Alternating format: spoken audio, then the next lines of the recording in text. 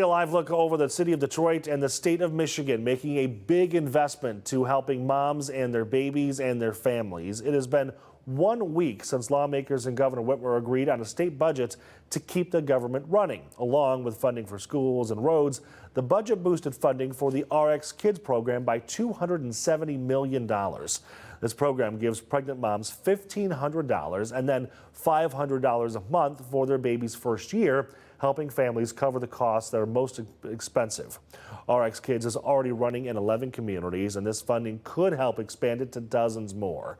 So far, the program has provided nearly $15 million to 3,600 families and is helping reduce evictions, preterm births, and NICU admissions. So, to talk more about the program, we are joined now by Dr. Mona Hanna. She is the director of RX Kids and an associate dean of public health at the Michigan State University College of Human Medicine. Doctor, thank you again for joining us. We love having you on the show. This is a big deal because you've been eyeing expanding this program since you started it, and it seems like this is kind of the kick in the pants you need. This is huge. Nick, it's great to be here with you. From the moment that we created RX Kids in Flint, the idea, the intent was never for it to just be for Flint, but really to be for mamas and babies and communities across Michigan. Yeah. It was just to figure out how to do it, but it was all about quickly expanding because families all over the state need help. This is a hard time. This is a really expensive time. It's a really critical time for brains and development, and we want to be able to bring it to all babies. You know, we have heard from so many couples and wanting to be moms and dads that they just can't do it because of the costs of raising a child right now. This probably could kind of turn the page for some people and make it possible. That's what we're seeing. You know, it's estimated that the cost just in the first year of life is an extra $20,000. That is crazy when you add up baby expenses, cribs and car seats and diapers and childcare, which is prohibitive, and the lost wages because often somebody has to stop working. So this is helping families breathe. We hear a lot about a weight being lifted off their shoulders, the ability to stay home a little bit, or the ability to pay for childcare. It's giving folks that freedom and flexibility. And really the dignity to be able to raise a child. Yeah, and dignity is that. What a key word there too. Some of the stats are astonishing. I was looking through some of the reports coming out so far. You've seen eviction rates drop 91% in the city of Flint for new moms. I don't even know if you were expecting it to be that high. Yeah, no, our data is incredible, but also not surprising. This sounds like a new crazy genius program, but it's not. It's done across the world. Across the world, societies say, hey, we see you, we hear you, we know how hard it is to raise a family, so we're coming alongside you. 70% of countries have some sort of child allowance, and we are the only peer nation that doesn't have some sort of paid leave or maternity leave. And in all those countries, we see this similar data. We see stronger family financial security. They can afford the roof over their head. They can get better food. And that's what we're seeing in our data, a massive drop in evictions, housing stability, food, nutrition security. Families can eat and not go hungry. And we also saw this same kind of data when we expanded the child tax credit during COVID and we dropped poverty to its lowest level for kids in 2021. So the data is not surprising, but the data is it's at a scale that hasn't been done in the United States, and it's overwhelming.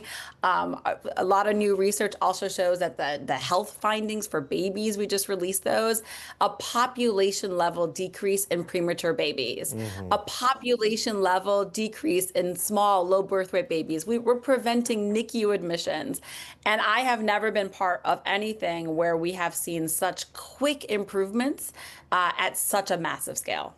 You know, one thing that I didn't think about until you just talked about paid leave is that I'm guessing that this allows new moms and maybe even new dads to stay home a little bit longer and spend some quality time with their babies instead of being forced back into work right away. Yeah, Nick, I remember a mom right before we started the program who missed her newborn appointment. The baby was 5 days old. It was a premature baby, 5 pounds, needed to come in. And we called the mom. I'm like, what? You had, where were you? We needed to see this baby. And at 4 days, that mom had to go back to work. And that is not an uncommon story that families, because it's such an economic shock, this window, they're often going back to work so quickly. So we are hearing that moms and dads are able to stay home. We're in the Upper Peninsula, and there's a mom in the UP. She's like, this is my third kid. And finally, the baby's dad could stay home for a couple days Right. because of this program. Right. So yeah, it's we hear that, and we also hear that folks are able to pay for childcare. So Yeah. it's both situations. And that's the beauty of flexible support. Okay, we are going to take a very short break here. When we come back, I want to pick your brain on expansion. I don't know if you can name cities, but I know you've got some plans, so we'll be right back. Welcome back, everybody. 8:13 here on Local 4 Live again, joined by Dr. Mona Hanna with RX Kids. Okay, I know you said at the top of this interview that the program was never just intended for Flint, and I know you've got big expansion plans. 11 communities right now in the state of Michigan. With this additional funding, how many more communities can you touch? Oh, Nick, this is so exciting. This funding is huge. It's an investment, it's a commitment to babies and families and communities across the state. With this kind of increase in funding, we will be able to expand really to dozens of communities across Michigan. But the beauty of RX Kids is that it's still a public-private partnership. We have this money from the state, and it's amazing, but we still need other support to make the program whole. And when we have the two funding streams together, we can, within months, launch in other communities. We've had some communities that have been ready to go and have already raised some money, and this will get them over the edge. For example, Ypsilanti and Saginaw will be able to launch soon because they've already raised some money. So we're working hand in hand with other high need communities to raise the now smaller amount of additional dollars. So it's less of a lift from philanthropy or municipalities to go live. So you can learn more on our website, rxkids.org. But this massive investment in our kids and families, this kind of the show of love from our state government is going to be able to lift up almost 1/3 of the babies in our state. About 30,000 babies every year will be supported because of this program. Wow. Okay, so is that kind of a prerequisite then? If a community is looking for some help, there kind of has to be some buy-in on their part, either through private dollars or locally funded to kind of match the dollars you'd like to bring in? Yes, then that's how it's been for all of our 11 communities. We have a chunk of money from the public side, the state side, but then municipalities come in or philanthropy comes in.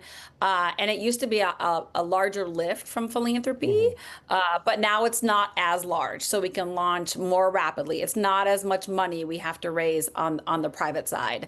So, we're ready to go. We're ready to launch, but it's still a public-private partnership. So I know you mentioned Ypsilanti and Saginaw are two that have done that already, and this will kind of push them over that Yep. finish line there. Are there any Yep. communities that you would like to target at the beginning here, not the beginning, but with this additional funding? Yeah, so Besides there's a all of lot them. yeah, the entire nation. How about that? So yeah, we are very data driven. So we want to go to communities where there's high need, where there's high rates of child poverty, where there's a lot of babies born without the resources they need to thrive. So obviously top of list is Detroit. There's a lot of Wayne County communities where families are struggling. We want to get to the rest of the Upper Peninsula. There's a lot of hospital closings in the UP. Rural poverty has lots of issues. There's places like Muskegon and Benton Harbor and Port Huron and Jackson. So, rural northern Michigan communities. So there's a lot of communities that when we look at the data, they could absolutely benefit from this. So we're going to be strategically working with a lot of those communities to get now the not as much match dollars to be able to launch as quickly as possible in 2026. Well, and that seems like it takes away a barrier because, trying to find that, well, I'll call it the upfront cost there, which I know it isn't, but kind of is, probably was a hindrance for some communities. It was really hard. And that's how, I mean, most of my time was raising money, and it's still raising money to make this possible. For example, the city of Pontiac went live earlier this year, really thanks to the amazing support of a foundation. The Alex Family Foundation committed $3.5 million. Like, it's amazing. And we were able to match that with some of the state money we had and other philanthropic support, and they were able to launch. So we really do need some champions now, but we don't need as much money. But we do still, we also want city and municipal buy-in. We want communities to be excited. We want them to host baby parades and also be part of this joyful celebration of families, this historic investment that is changing the trajectory of entire communities. So just to get in the weeds here for a second, this is $270 million from the state. Is this on top of what you were already given, or what's the difference, I guess, is my question. Yeah, so before this, we had raised about $100 million from a mix of public and private dollars, which in and of itself is like gobsmacking to have raised that amount of money in like a couple years. And that was a little bit of state money, we had municipal money, but a lot of it was foundation money. And then this is, once again, just a massive commitment to be able to launch in many more communities and to see the success that we're already seeing in the communities that were live expand to more places. Gotcha. Producer Mary says we're out of time, but I have one more question for you. If I am a Yes. community, or if I am a expectant mother, is all the information on the website? Where do I go to learn more and try to get some help? rxkids.org. Okay. rxkids.org. Everything's on there. Got it. Okay, Dr. Hannah, thank you so much, and congratulations. I know this started Thank you. as a passion Congrats to project the for you, babies. but it is. It is a win for our babies. This It is certainly a is. congrats and a commitment to all of our babies in the state. Because you said 100,000 babies every year in Michigan? 100,000, there's about 100,000 babies born a year in Right. Michigan, and this is going to be able to help about a third of them. So about 100,000 over 3 years. Okay, well, let's just raise more money and help them all then. Yes, I think next year, let's see even more money so that we can do this for every baby. Deal. All right, Dr. Hannah, thank you so much. Have a good big. weekend. You bet. Take care.